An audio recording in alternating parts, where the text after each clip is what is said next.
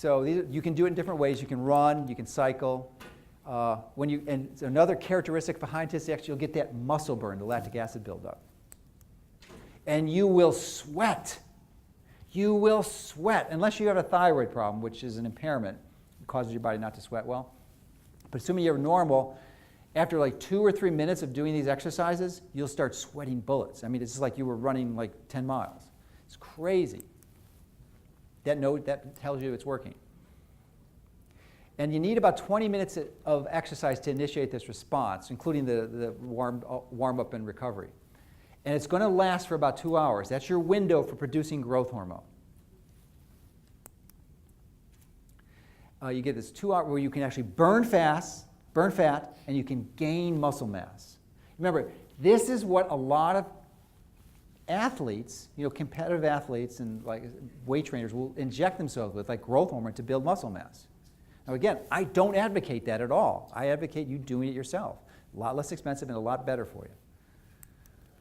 So the way you can maximize your growth hormone release is before exercise, you avoid a high-fat meal, drink plenty of water, eat some healthy carbs, but not sugar, especially fructose, and you remove insulin resistance. So you get your insulin levels down to below 2. You optimize your vitamin D levels, and make sure you sleep well. And you can use some glutamine as an option. Very important to avoid sugar. This is after exercise. You cannot have sugar after exercise in that 2 hour window, especially, because you will obliterate the production of growth hormone. Have 25 to 40 grams of high-quality protein, and this will all minimize somatostatin, which inhibits growth hormone production. This is what you want to do, is inhibit. So the number one way to inhibit this somatostatin release is to avoid eating sugar within your workout. No sugar. That's why, Gatorade, I mean, it's just like, it's terrible. They obliterated growth hormone response because it's full of high fructose corn syrup. You just aren't going to make it. It shuts down the body's production. You want to be careful, though. Remember with this sprint cardio, we're going to talk about this in a little bit, how to do it. You want to start slowly, especially if you don't have a lot of experience with this, because you can get injured. We don't want you to get injured. You want to start slowly, especially sprinting. Because actually, when I tried this, we did it on a beach. We fill in the people at the fitness camps, and I was like on the 4th time, I'm sprinting, getting ready to do this, and like in the middle of the thing, it's just like you see on the track races, I just pull up in pain. I just pull my groin muscle. Then fortunately I had an active isolated stretching expert there, and she stretched the muscles, and it helped quite a bit. But it took me a while to recover nonetheless, and I taught this to my staff at our executive retreat, and then both of them pulled their muscles with the sprinting. And that was on the beach, so you got to be a little careful. You got to do it slowly, build into it. I think the best way to do it is on a recumbent bike. You warm up for about 2 minutes, and then you exercise as hard and fast as you can for 30 seconds, to the point where if it was 35 seconds, you couldn't do it, because you were just like ready to collapse. And then you think, oh, that's good. No, then you're going to recover for 90 seconds, okay? Really relax, get your breath back, and then you do that 7 more times. Now, you may want to do it 2 or 3 initially, you kind of work your way up, but really the magic starts to happen about 7 or 8.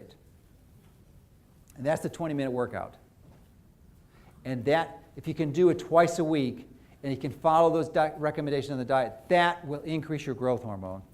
That will help you fight and combat somatopause that almost everyone goes through, because as I said when I opened this up, hardly anyone is doing this type of exercise. Hardly anyone. That's why we see that graph at the beginning. That's why most of us aren't fit as we age. We're not doing this. We need to do this. This is basically play that kids do.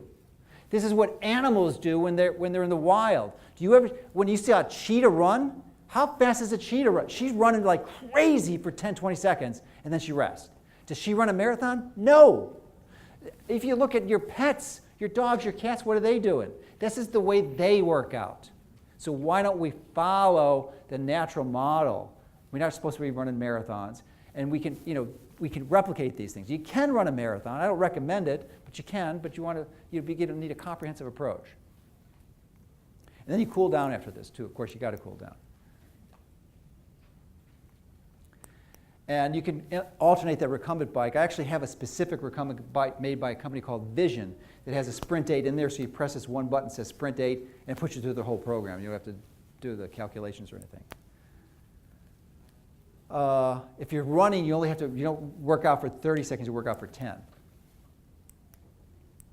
Form is the key, and when you just don't run real fast like this, if you're going to sprint, what you want to do is just like you see on the movies, where you one thumb in your ear, another thumb in your pocket like this, and you're ready to down there, and you're just running at a slant and just really moving your arms real fast, and that'll get you moving.